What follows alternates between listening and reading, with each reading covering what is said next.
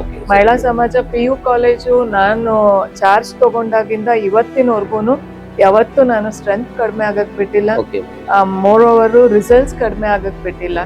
ಈಗ ನೀವು ಯಾರನ್ನ ಅಡ್ಮಿಟ್ ಮಾಡ್ಕೊಳ್ತೀರಲ್ಲ PUC ಮಾಡ್ಕೊಬೇಕಾದ್ರೆ SSLC ನಲ್ಲಿ ಇಷ್ಟೇ ಮಾರ್ಕ್ಸ್ ಬಂದಿರಬೇಕು ಅಂತ ಅಕಾಡೆಮಿಕ್ ಇಯರ್ ಸ್ಟಾರ್ಟಿಂಗ್ ಅಲ್ಲಿ ಒಂದು ಪದ್ಧತಿ ಇರುತ್ತೆ, ಎಕ್ಸಾಮ್ ಸ್ಟಾರ್ಟ್ ಆದಾಗ ಒಂದು ರೂಲ್ ತರ್ತಾರೆ, ಎಕ್ಸಾಮ್ ಆದ್ಮೇಲೆ ಒಂದು ರೂಲ್ ತರ್ತಾರೆ. ಅವನು ಪಕ್ಕದ ಮನೆಯವನು 95 ತಗೊಂಡಿದ್ದಾನೆ ಅಂದ್ರೆ ನೀನು 96 ತಗೊಬೇಕು. 99 ಬಂದವನು ಯೋಚನೆ ಇನ್ನೊಂದು ಮಾರ್ಕ್ಸ್ ಎಲ್ಲೋಯ್ತು ಅಂತ. ಮಕ್ಕಳನ್ನ ಪಾರ್ಟಿಸಿಪೇಟ್ ಮಾಡಿ ಅಂದ್ರೆ ಪೇರೆಂಟ್ಸ್ ಕಡೆಯಿಂದ ಸಪೋರ್ಟ್ ಸಿಗಲ್ಲ. ಈಗ ಮಧ್ಯಮ ಹಾಗೂ ಬಡ ಕುಟುಂಬಗಳಿದೆಯಲ್ಲ, ಆ ಮಕ್ಳಿಗೆ ತುಂಬಾ ಯೂಸ್ ಆಗ್ತಾ ಇದೆ. ನಮ್ಮ ಫೀಸ್ ಸ್ಟ್ರಕ್ಚರ್ ಆಗ್ಬೋದು, ಇದಾಗ್ಬೋದು, ಇಡೀ ಕೋಲಾರ ಜನತೆಗೆಲ್ಲ ಗೊತ್ತಿರೋ ಅಂತದೇನೆ ಅದು. ವಿವಿಡ್ ವಿಷನ್ಗೆ ಸ್ವಾಗತ. ನಾನು ಬಿ ಸುರೇಶ್. ಸಾಮಾನ್ಯ ಕುಟುಂಬದಲ್ಲಿ ಹುಟ್ಟಿ ಅಸಾಮಾನ್ಯ ಸಾಧನೆ ಮಾಡಿರ್ತಕ್ಕಂಥ ಎಜುಕೇಷನಿಸ್ಟ್ ನವೀನರವರ ಒಂದು ಯಶೋಗಾಥೆನ ಇವತ್ತು ಪರಿಚಯ ಮಾಡೋಣ ಅಂತ ಮೇಡಮ್ ಬಂದಿದ್ದಾರೆ. ನವೀನ ಮೇಡಮ್ಗೆ ವಿವಿಡ್ ವಿಷನ್ ಕಡೆಯಿಂದ ಸ್ವಾಗತ. ಮೇಡಮ್ ನಮಸ್ಕಾರ. ಮೇಡಮ್, ನೀವು ಹಿಂದೆ ಬಾಲ್ಯದಲ್ಲಿ ಮುಂದೆ ಏನಾಗಬೇಕು ಅಂದ್ಕೊಂಡಿದ್ರಿ? ಈ ತರ ಒಂದು ಮಹಿಳಾ ಸಮಾಜದ ಒಂದು ಉನ್ನತ ಹುದ್ದೆಯಲ್ಲಿ ಕೂತ್ಕೊಳ್ಳುವಂತ ಒಂದು ಕನಸೇನಾದ್ರು ಇತ್ತ ನಿಮ್ಮಲ್ಲಿ? ಸರ್, ಆಕ್ಚುಲಿ ನಾನು ಪ್ರೊಫೆಷನ್ ಸ್ಟಾರ್ಟ್ ಮಾಡಿದಾಗ ಇಂಥ ಒಂದು ಉನ್ನತ ಹುದ್ದೆಗೆ ಹೋಗ್ಬೇಕು ಅಂತ ಇರ್ಲಿಲ್ಲ. ನನ್ನ ಆಂಬಿಷನ್ ಬಂದು ಒಳ್ಳೆ ಲೆಕ್ಚರರ್ ಆಗ್ಬೇಕು ಅಂತ ಇತ್ತು. ಸರಿ. ಆ ಒಂದು ಸಿಚುವೇಶನ್ಸ್ ಕಾರಣಾಂತರಗಳಿಂದ ಬರ್ತಾ ಅದು ಅಡ್ಮಿನಿಸ್ಟ್ರೇಷನ್ ಸೈಡ್ ಬರ್ಬೇಕಾಯ್ತು. ಸರಿ. ಅಡ್ಮಿನಿಸ್ಟ್ರೇಷನ್ ಸೈಡ್ ಬಂದಿದ್ದಾದ್ಮೇಲೆ ಹೇಳದ್ನಲ್ಲ, ಕಾರಣಾಂತರಗಳಿಂದ ಜವಾಬ್ದಾರಿ ತನ್ನಷ್ಟಕ್ಕೆ ತಾನೇ ಅದು ತಗೊಳ್ಳೋಂತ ಪರಿಸ್ಥಿತಿ ಬಂದಿದ್ ಕಾರಣ ನಾನು ಇವಾಗ ಈ ಒಂದು ಸ್ಥಾನದಲ್ಲಿ ಈ ಒಂದು ಕೆಲಸವನ್ನ ನಾನು ನಿರ್ವಹಣೆ ಮಾಡ್ತಾ. ಬಾಲ್ಯದಲ್ಲಿ ಏನ್ ಕನಸು ಕಂಡ್ಕೊಂಡಿದ್ರಿ? ಮುಂದೆ ಏನಾಗ್ಬೇಕು ಅಂತ ಇಚ್ಛೆ ಇತ್ತು ನಿಮ್ಗೆ? ನಾನು ಒಳ್ಳೆ ಟೀಚರ್ ಆಗ್ಬೇಕು ಅಂತ ಇತ್ತು. ನಮ್ಮಪ್ಪ ಆಕ್ಚುಲಿ ಟೀಚರ್. ಅವರು ನನ್ನ ಹೆಸರು ಮೇಡಮ್ ಮುನಿರೆಡ್ಡಿ ಅಂತ. ಏನಾಗಿದ್ರು? ಅವರು ಕೆಂಬೋಡಿ ಹೈಸ್ಕೂಲ್ ಅಲ್ಲಿ ಹೆಡ್ ಮಾಸ್ಟರ್ ಆಗಿದ್ರು. ಓಕೆ. ಅವರ ಒಂದು ಸ್ಫೂರ್ತಿ ನಮ್ಮ ತಂದೆ ತಾಯಿದು, ಮೇನ್ ಆಗಿ ನಮ್ಮ ಅಜ್ಜಿ ನಮ್ಮನ್ನ ಹುಟ್ಟದಾಗಿಂದ ಸಾಕಿ ಬೆಳೆಸಿದಂತವ್ರು ಅವರೇ. ಅವರ ಒಂದು ಆಸೆ ಚೆನ್ನಾಗಿ ಓದಿಸ್ಬೇಕು ಅಂತ. ಶಿಕ್ಷಕ ವೃತ್ತಿಯ ಮನೆತನದಿಂದಾನೇ ನೀವು ಮೇಲಕ್ಕೆ ಬಂದಿದ್ದೀರಾ, ಅದೇ ಆಸೆ ಇಟ್ಕೊಂಡು ಬಂದಿದ್ದೀರಾ, ಮತ್ತೆ ತುಂಬಾ ಯಶಸ್ಸನ್ನು ಕಂಡಿದ್ದೀರಾ ಇಲ್ಲಿ. ಅಂಡ್ ಶಿಕ್ಷಕ ವೃತ್ತಿ ಜೊತೆನಲ್ಲಿ ಅಡ್ಮಿನಿಸ್ಟ್ರೇಷನ್ ಅಲ್ಲೂ ನೀವು ಯಶಸ್ಸು ಕಂಡಿದ್ದೀರಾ. ಸೊ ಒಳ್ಳೆ ಎಜುಕೇಶನಿಸ್ಟ್ ಆಗಿ ನೀವು ಇದನ್ನ ಮುನ್ನಡೆಸ್ತಾ ಇದ್ದಾರಾ. ಯಾಕಂದ್ರೆ ನಿಮ್ಮ ವಿದ್ಯಾರ್ಥಿಗಳ ಬಾಯಲ್ಲೇ ಕೇಳಿದಂಗೆ ನಿಮ್ ಬಗ್ಗೆ ಒಂದು ಒಳ್ಳೆ ಒಪಿನಿಯನ್ ಬರ್ತದೆ. ಸೊ ತುಂಬಾ ಕಠಿಣವಾದಂತ ನಿಯಮಗಳನ್ನ ಹಾಕ್ತಾರೆ, ಆದ್ರೆ ಅದು ನಮಗೆ ಅದೇ ಅದು ಏನಕ್ಕಾಗಿ ಅಂತ ಹೇಳಿದ್ರೆ ಮುಂದಿನ ದಿನಗಳಲ್ಲಿ ಅವ್ರಿಗೆ ಅನುಕೂಲ ಆದಾಗ ಯಾಕೆ ಸ್ಟ್ರಿಕ್ಟ್ ಮಾಡಿದ್ರು ಅನ್ನೋದು ಅವ್ರಿಗೆ ಗೊತ್ತಾಗ್ತದಲ್ವಾ. ಹಾಗಾಗಿ ಹೇಗೆ ಮೇಡಮ್ ಇದನ್ನ ನಿಮ್ಗೆ ಒಂದೊಂದು ಹೆಜ್ಜೆನ ಹೇಗೆ ಮುಂದಕ್ಕೆ ಸಾಗಿಸ್ಕೊಂಡ್ ಬಂದ್ರಿ? ಏನ್ ಅನ್ಸ್ತು? ನಾನು ಸರ್ವಿಸ್ ಸ್ಟಾರ್ಟ್ ಮಾಡಿದ್ದು ಮೆಥೋಡಿಸ್ಟ್ PU ಕಾಲೇಜ್ ಇದೆಯಲ್ಲ, ಅಲ್ಲಿಗೆ ಮಹಿಳಾ ಸಮಾಜ ಕಾಲೇಜಿಂದ ಎಕ್ಸಾಮಿನೇಷನ್ ಸೆಂಟರ್ ಟ್ಯಾಗ್ ಮಾಡ್ತಿದ್ರು ಮೆಥೋಡಿಸ್ಟ್ಗೆ. ಅವಾಗ ಅಲ್ಲಿನ ಪ್ರಿನ್ಸಿಪಲ್ ಕುಲಕರ್ಣಿ ಸರ್ ಅವ್ರು ಅಲ್ಲಿ ಬಂದಾಗ ಅಲ್ಲಿ ಬೇರೆ ಟೀಚರ್ಸ್ ಲೆಕ್ಚರರ್ಸ್ ಗಿಂತ ಮ್ಯಾನೇಜ್ಮೆಂಟ್ ಗಿಂತ ಒಳ್ಳೆ ಸಪೋರ್ಟ್ ಮಾಡ್ತಿದ್ದೆ. ನಾನು ಹೊರಗೆ ಸ್ಟೂಡೆಂಟ್ಸ್ ಯಾರಾದ್ರೂ ಸ್ಟೂಡೆಂಟ್ಸ್ ಅಲ್ವಾ ಅಂದ್ಬಿಟ್ಟು ಮೆಥೋಡಿಸ್ಟ್ ಅವರ ಮಹಿಳಾ ಸಮಾಜದವರ ಅಂತ ನನ್ಗೆ ಭೇದ ಭಾವ ಇಲ್ಲದೆ ನಾನು ಮಕ್ಳಿಗೆ ಎಲ್ಲಾರ್ಗು ಎಕ್ಸಾಮ್ ಅಲ್ಲಿ ಇದ್ ಮಾಡ್ತಾ ಅದನ್ನ ನೋಡ್ಬಿಟ್ಟು ಸರ್ ಇಲ್ಲಿ ನಂಗೆ ಆಫರ್ ಮಾಡೋದು, ಮಹಿಳಾ ಸಮಾಜಕ್ಕೆ ಬನ್ನಿ ಅಂತ. ಅವಾಗ ಮಹಿಳಾ ಸಮಾಜಕ್ಕೆ ಬನ್ನಿ ಅಂತ ಅವರೇ ನನ್ನ ಅಲ್ಲಿ ಸೇರ್ಸ್ಕೊಂಡಿದ್ದು. ಡೆಮೋ ನೋಡಿದ್ರು, ಡೆಮೋ ಅಲ್ಲಿ ಕ್ಲಿಯರ್ ಆದ್ಮೇಲೆ ನನ್ನ ಅಲ್ಲಿ ಫಿಸಿಕ್ಸ್ ಲೆಕ್ಚರರ್ ಆಗಿ ಸೇರ್ಸ್ಕೊಂಡ್ರು. ಫಿಸಿಕ್ಸ್ ಲೆಕ್ಚರರ್ ಆಗಿ ನಾನು 10 ವರ್ಷ ಕೆಲಸ ಮಾಡಿದ್ದೆ. 10 ವರ್ಷ ಕೆಲಸ ಮಾಡಿದ್ದಾದ್ಮೇಲೆ ಸರ್ ಪ್ರಿನ್ಸಿಪಲ್ ಆಗಿದ್ರು. ಅವ್ರದ್ದು ಹೆಲ್ತ್ ಇಶ್ಯೂ ಆದಾಗ ಅನಿವಾರ್ಯ ಕಾರಣಗಳಿಂದ ನನ್ಗೆ ಆಕ್ಚುಲಿ ಅಡ್ಮಿನಿಸ್ಟ್ರೇಷನ್ ಸೈಡ್ ಬರಕ್ ಇಷ್ಟ ಇರ್ಲಿಲ್ಲ, ಟೀಚಿಂಗ್ ಸೈಡೇ ಇರ್ಬೇಕಂತ ಇತ್ತು. ಬಟ್ ಸರ್ಗೆ ಹೆಲ್ತ್ ಸ್ವಲ್ಪ ಅಪ್ಸೆಟ್ ಆಗ್ತಾ ಇತ್ತು. ಆಗಾಗ 1 ಮಂತ್ 2 ಮಂತ್ಸ್ ನಾನು ಕಾಲೇಜ್ ನೋಡ್ಕೊಳ್ತಾ ಇದ್ದೆ. ನಾನು ಕಾಲೇಜ್ ನೋಡ್ಕೊಳ್ತಾ ಇದ್ದಂತ ಒಂದು ಶೈಲಿ ನೋಡ್ಬಿಟ್ಟು ಸರ್ ಸ್ವಲ್ಪ ರಿಲ್ಯಾಕ್ಸ್ಡ್ ಆಗಿದ್ರು. ಆಮೇಲೆ ಅವರು 2010 ಅಲ್ಲಿ ಅವ್ರಿಗೆ ಅದ್ ಕಂಟಿನ್ಯೂ ಮಾಡಕ್ ಆಗ್ಲಿಲ್ಲ. ಅವಾಗ 2010 ಪ್ರಿನ್ಸಿಪಾಲ್ ನಿಮ್ಮನ್ನ ಮಾಡಿದ್ರು, ಆದ್ರೆ ಮ್ಯಾನೇಜ್ಮೆಂಟ್ ನಿಮ್ಗೆ ಯಾವ ರೀತಿ ಸಪೋರ್ಟ್ ಕೊಡ್ತಾ ಇತ್ತು ಅವಾಗ? ಸರ್ ಅವಾಗ ಪ್ರೆಸಿಡೆಂಟ್ ಆಗಿ ಇವರು ಉಷಾ ಗಂಗಾಧರ್ ಇದ್ರು, ಕಾರ್ಯದರ್ಶಿಗಳಾಗಿ ಶಾರದಾ ಸಿದ್ದಪ್ಪ ಸರಿ ಮೇಡಮ್ ಇದ್ರು. ಅವರುನು ನನ್ನ 10 ವರ್ಷದಿಂದ ನೋಡಿದ್ರಲ್ಲ, ಅವ್ರ ಒಂದು ಸಹಕಾರದಿಂದಾನೇ ನಾನು ಪ್ರಿನ್ಸಿಪಲ್ ಆಗಿದ್ದು. ಓಕೆ ಸೊ ಅವ್ರ ಮೂವರು ಡಿಸೈಡ್ ಮಾಡಿ ಪ್ರಿನ್ಸಿಪಲ್ ಮಾಡಿದ್ದು ಅವತ್ತಿಂದ. ಆಮೇಲೆ ಸರ್ ಬಂದು ಹೋಗ್ತಾ ಇದ್ರು, CAO ಆಗಿ ಅವರೇ ಇದ್ರು 2-3 ವರ್ಷ. ಆಮೇಲೆ ಅದು ಅವ್ರಿಗೆ ಆಗ್ಲಿಲ್ಲ.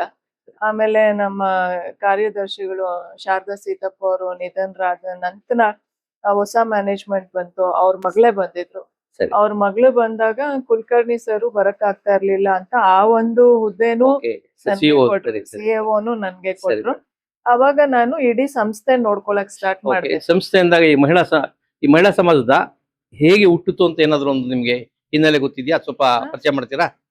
ಸರ್ ಇಲ್ಲಿ 1953 ಇಲ್ಲಿ ಬಾಯ್ಸ್ ಕಾಲೇಜ್ ಇದೆಯಲ್ಲ, ಹಾ.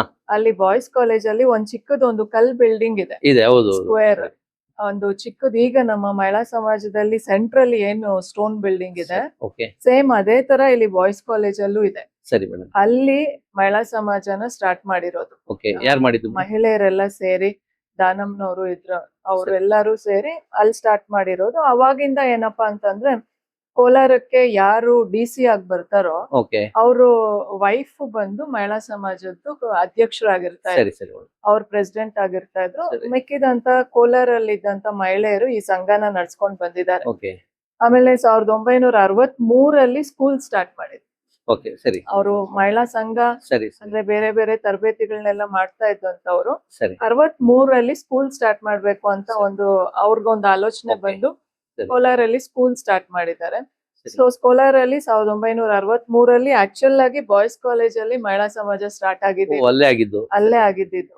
ಸರಿ ಆಮೇಲೆ ಅಲ್ಲಿ ಬಾಯ್ಸ್ ಕಾಲೇಜ್ ಕಟ್ಟಡ ಬೇಕು ಅಂತ ಗೌರ್ಮೆಂಟ್ ಇಂದ ಅಲ್ಲಿ ಮಹಿಳಾ ಸಮಾಜಕ್ಕೆ ಜಾಗನ ಇವಾಗ ನಾವಿದೀವಲ್ವಾ ಸರಿ ಅಲ್ಲಿ ಟ್ರಾವೆಲರ್ಸ್ ಬಂಗ್ಲೋ ಮುಂದೆ ಅಲ್ಲಿ ಆ ಜಾಗನ ನಮ್ಗೆ ಮ್ಯೂಚುವಲ್ ಆಗಿ ಮಹಿಳಾ ಸಮಾಜಕ್ಕೆ ಕೊಟ್ಬಿಟ್ಟು ಅಲ್ಲೇ ಅವರು ಸ್ಟೋನ್ ಬಿಲ್ಡಿಂಗ್ ಕನ್ಸ್ಟ್ರಕ್ಟ್ ಮಾಡಿ ಕೊಟ್ಟಿರು. ಸರಿ ಸರಿ ಮೇಡಮ್ ಅವಾಗ 72-73 ಅಲ್ಲಿ ಹೊಸ ಕಟ್ಟಡ ಆಗಿರೋದು.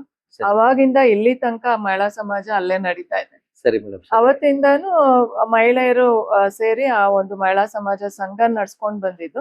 ಹಾಗೆ ಬರ್ತಾ ಬರ್ತಾ ಇದು ಆದ್ರೆ ಅದು ಶಿಶು ವಿಹಾರ. ಯಾವಾಗ DC ಮಿಸಸ್ ಕೆಲವರು DC ಬರ್ತಾ ಇದ್ರು, ಆದ್ರೆ ಅವರ ಫ್ಯಾಮಿಲಿ ಬರ್ತಾ ಇರ್ಲಿಲ್ಲ.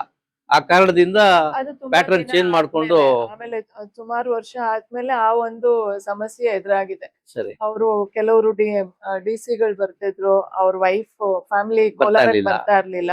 ಅವಾಗ ಬರ್ತಾ ಬರ್ತಾ ಏನಾಯ್ತಂದ್ರೆ ಇಲ್ಲಿರೋರಲ್ಲೇ ಯಾರೋ ಒಬ್ರು ಪ್ರೆಸಿಡೆಂಟ್ ಆಗಿ ದಾನಮ್ಮ ಅವ್ರಿಗೆ ಆಗಿದ್ದಾರೆ. ಪರ್ಮನೆಂಟ್ ಆಗಿ ಅವರೇ ಇದ್ದೋದ್ರು.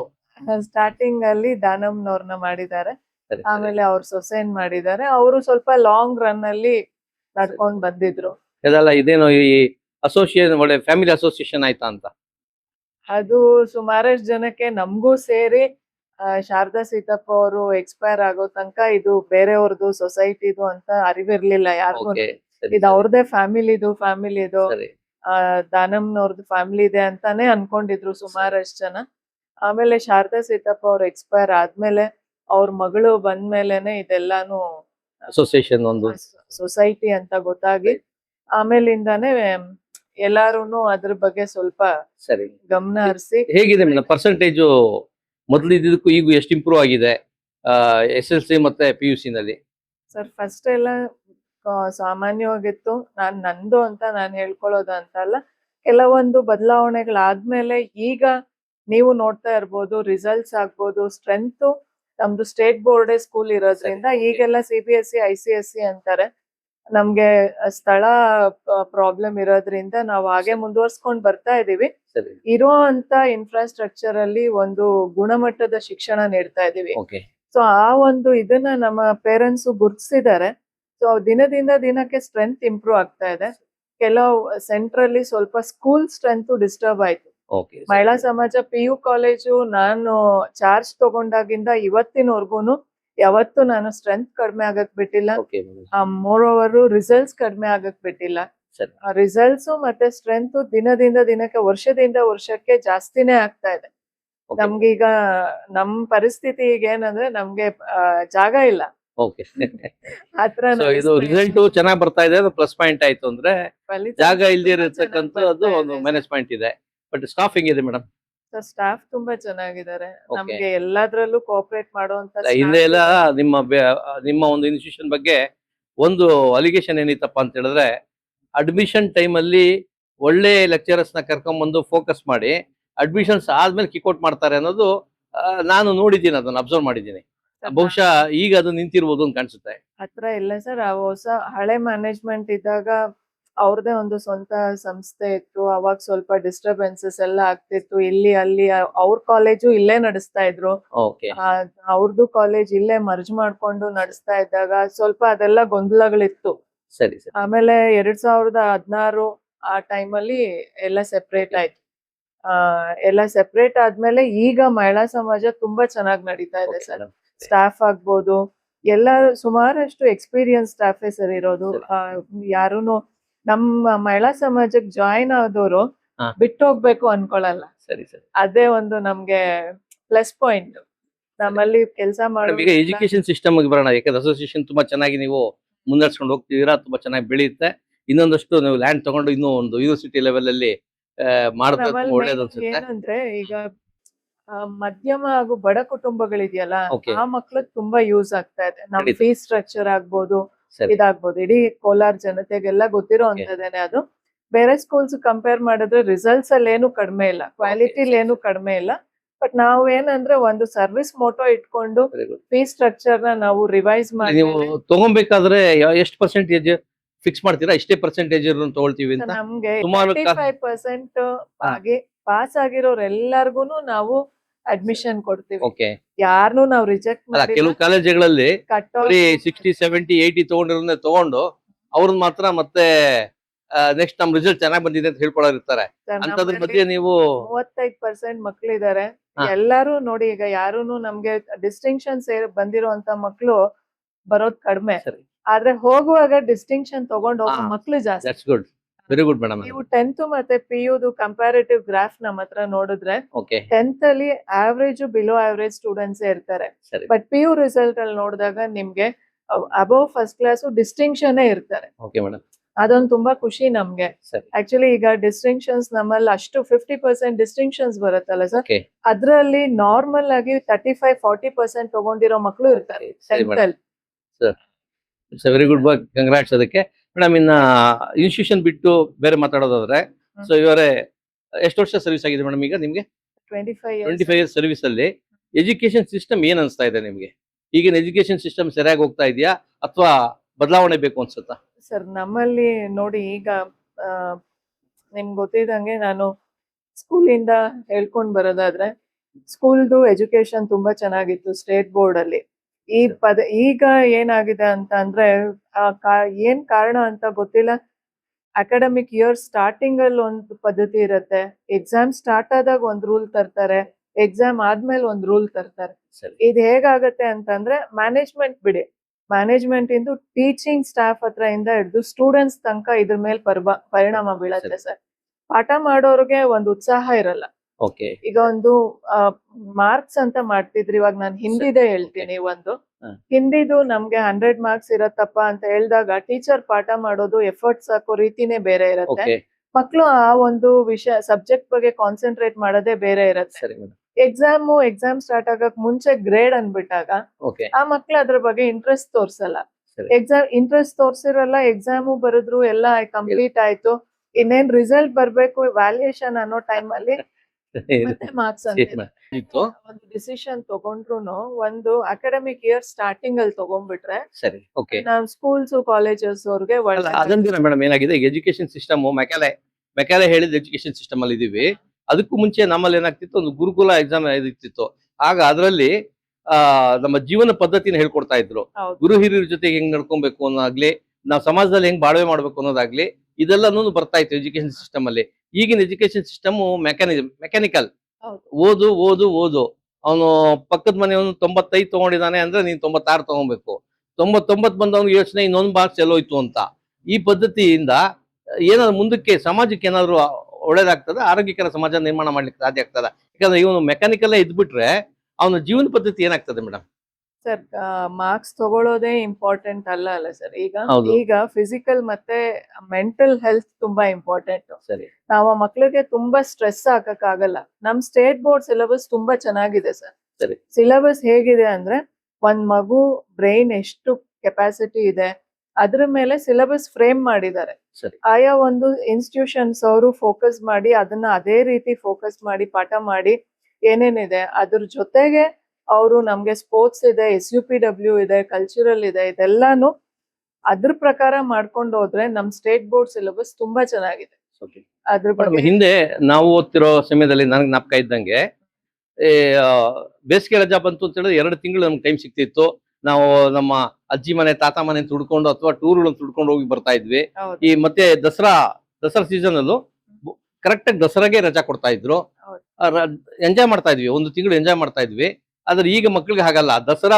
ನಾವು ದಸರಾಗೆ ರಜಾ ಸಿಗೋದಿಲ್ಲ, ಬೇರೆ ಇನ್ಯಾವುದೋ ದಿವಸ ರಜಾ ಕೊಟ್ಟಿರ್ತಾರೆ. ಆಮೇಲೆ ಅದ್ ನೋಡಿದ್ರೆ ಅದ್ರಲ್ಲೂ ಏನಾದ್ರು ಒಂದು ಟೀಚಿಂಗು, ಇನ್ನೇನೋ ಒಂದು ಹೋಮ್ವರ್ಕ್ ಕೊಟ್ಟಿರ್ತಾರೆ, ಹೆವಿ ಹೋಮ್ವರ್ಕ್ ಈ ರೀತಿ ಆಗಿರ್ತದೆ.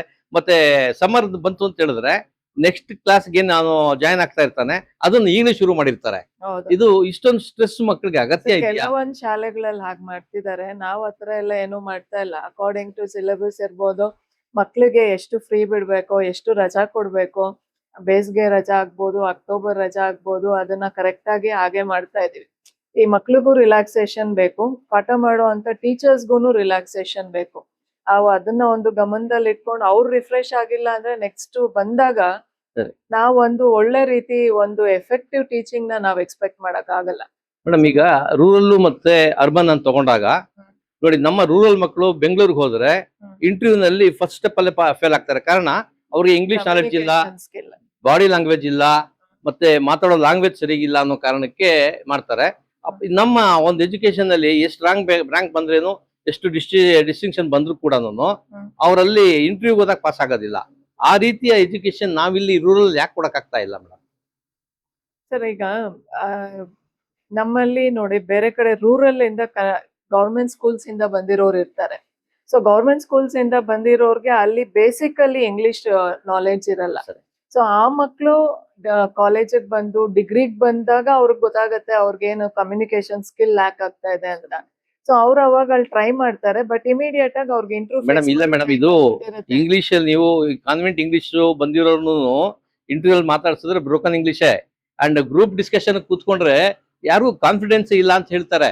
ಯಾಕಂದ್ರೆ ನಾನು ಸುಮಾರು ಜನ ಕಂಪನಿಗಳು ಇಂಟರ್ವ್ಯೂ ತಗೊಂಡಾಗ ನಾನು ಅದನ್ನ ಅಬ್ಸರ್ವ್ ಮಾಡಿದ್ದೀನಿ. ಗ್ರೂಪ್ ಡಿಸ್ಕಷನ್ ಅಲ್ಲಿ ಮಕ್ಕಳು ಓಪನ್ ಆಗಿ ಬರೋದೇ ಇಲ್ಲ. ಯಾಕಂತ ಹೇಳಿದ್ರೆ ಅವ್ರಿಗೇನೋ ಒಂದು ಹೆಸಿಟೇಷನ್. ಅದು ಆ ರೀತಿ ಹೋಗೋದನ್ನ ನಾವು ಸ್ಕೂಲ್ ಕಾಲೇಜಸ್ ಅಲ್ಲಿ ಅವ್ರಿಗೆ ಸ್ಟೇಜ್ ಕ್ರಿಯೇಟ್ ಮಾಡ್ಕೊಡ್ಬೇಕು ಸರ್. ಅದೇ ಆ ಒಂದು ಕಮ್ಯುನಿಕೇಶನ್ ಸ್ಕಿಲ್ ಆಗ್ಬೋದು, ಬಾಡಿ ಲ್ಯಾಂಗ್ವೇಜ್ ಆಗ್ಬೋದು, ಅವ್ರಿಗೆ ನಾವು ಸ್ಟೇಜ್ ಕ್ರಿಯೇಟ್ ಮಾಡ್ಕೊಟ್ರೆ ಆ ಒಂದ್ ಫಿಯರ್ ಹೊಟ್ಟೋಗತ್ತೆ. ಸರಿ, ಅದನ್ನ ಮಾಡ್ಬೇಕು. ಅದು ಯಾಕೆ ಆಗ್ತಾ ಇಲ್ಲ ಮೇಡಮ್? ಯಾಕಂದ್ರೆ ಮಾರ್ಕ್ಸ್ ಅಂತಾರಲ್ಲ. ರಿಸಲ್ಟ್ ಬಂತು, ನಮ್ ಕಾಲೇಜ್ ಹೈಯೆಸ್ಟ್, ರಿಸಲ್ಟ್ ಬಂತು, ನಮ್ ಸ್ಕೂಲ್ ಹೈಯೆಸ್ಟ್, ಬೋರ್ಡ್ ಅಲ್ಲಿ ಹಾಕೋಬೇಕು, ನ್ಯೂಸ್. ಸೊ ಇದೇ ಪೇರೆಂಟ್ಸ್ ಮೇಲೆ ಇನ್ಫ್ಲೂಯೆನ್ಸ್ ಆಗುತ್ತೆ.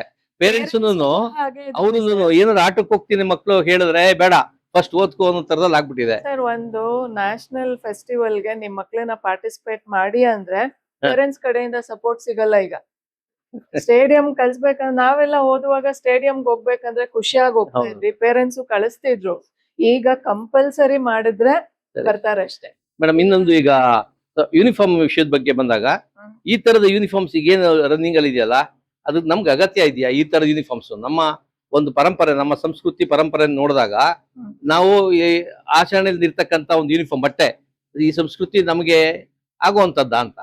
ಯಾವ್ದನ್ನ ಕೇಳ್ತಾ ಇದ್ದೀರಿ? ಯೂನಿಫಾರ್ಮ್ಸ್ ಈಗ ನಿಮ್ಮದೇ ಯೂನಿಫಾರ್ಮ್ಸ್ ತಗೊಳ್ಳಿ. ನಾನು ಎಲ್ಲ ನಾರ್ಮಲ್ ಆಗಿ ಎಲ್ಲಾ ಕಾಲೇಜಲ್ಲೂ ಈಗ ನೋಡಿ, ನೀವು ಕಾಮರ್ಸ್ ಸಂಬಂಧಪಟ್ಟಂಗೆ ಮ್ಯಾನೇಜ್ಮೆಂಟ್ ಸ್ಟೂಡೆಂಟ್ಸ್ ಅಂತ ಹೇಳ್ತಾರಲ್ಲ, ಅವ್ರಿಗೆ ನಾನು ಇವತ್ತು ನೋಡ್ತಿದ್ದೆ 35 ಡಿಗ್ರಿ ಸೆಲ್ಸಿಯಸ್ ಓಡ್ತಾ ಇದೆ, ಕೋಟ್ ಹಾಕೊಂಡ್ ಬರ್ತಾನೆ ಮೇಡಮ್, ಶೂ ಹಾಕೊಂಡ್ ಬರ್ತಾನೆ ಮೇಡಮ್.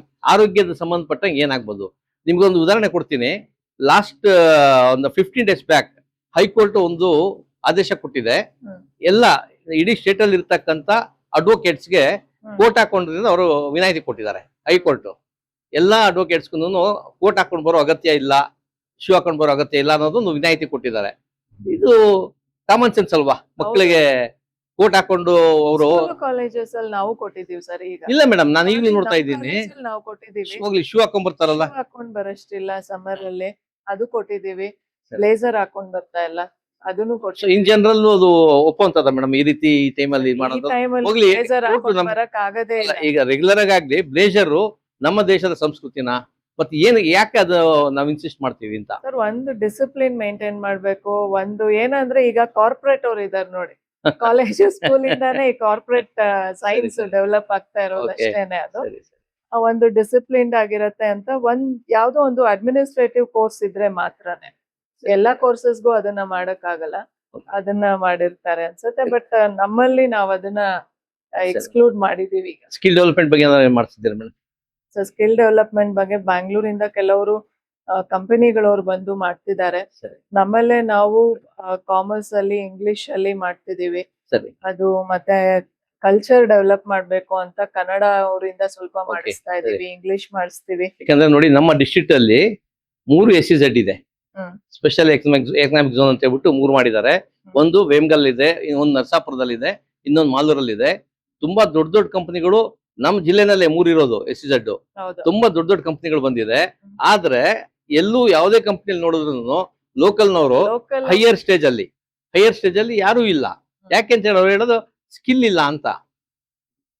ಸ್ಕಿಲ್ ಇಲ್ಲ ಅಂತ ಹೇಳಕ್ ಆಗಲ್ಲ ಸರ್. ಅವರು ಆಕ್ಚುಲಿ ಸೆಲೆಕ್ಷನ್ ಪ್ರೋಸೆಸ್ ಏನ್ ಇಟ್ಕೊಂಡಿರ್ತಾರೋ ಆತರ. ನಮ್ದು, ನಾನು ಎಲ್ಲಾದ್ರೂ ಕಾಲೇಜ್ ಬಗ್ಗೆನು ಮಾತಾಡ್ದೆ, ನಮ್ದನ್ನೇ ನಾನ್ ಮಾತಾಡ್ತೇನೆ ನೋಡಿ. ನಮ್ಮಲ್ಲಿ PU ಪಾಸ್ ಆಗಿರುವಂತ ಮಕ್ಕಳು 20% ಮಕ್ಕಳು ಇಮಿಡಿಯೇಟ್ ಗವರ್ಮೆಂಟ್ ರಿಕ್ರೂಟ್ ಆಗ್ತಾ ಇದಾರೆ. ಇಮಿಡಿಯೇಟ್ PU ಆಗಿದ ತಕ್ಷಣ ರಿಕ್ರೂಟ್ ಆಗ್ತಾ ಇದಾರೆ. ಸೊ ಆ ಮಕ್ಕಳು ಬೇರೆ ಬೇರೆ ಪೊಸಿಷನ್ಸ್ ಅಲ್ಲಿ ಇದಾರೆ. VA ಆಗ್ಬೋದು, ಕೋರ್ಟ್ ಅಲ್ಲಿ ಆಗ್ಬೋದು. ಅವ್ರೆಲ್ಲರೂ ನೆಕ್ಸ್ಟ್ ಹೈಯರ್ ಎಜುಕೇಶನ್ ಯಾರು ಮಾಡಕ್ ಆಗ್ತಾ ಇಲ್ಲ, ಅವ್ರು ಮಿನಿಮಮ್ 20% ಸೆಲೆಕ್ಟ್ ಆಗ್ತಿದ್ದಾರೆ. ಅವರು ಗವರ್ಮೆಂಟ್ ಅಲ್ಲೇ ಸೆಲೆಕ್ಟ್ ಆಗೋ ಕ್ಯಾಲಿಬರ್ ಇದೆ ಅಂದಾಗ ಪ್ರೈವೇಟ್ ಕಂಪನಿಗಳಲ್ಲಿ ಯಾಕೆ ಆಗಲ್ಲ?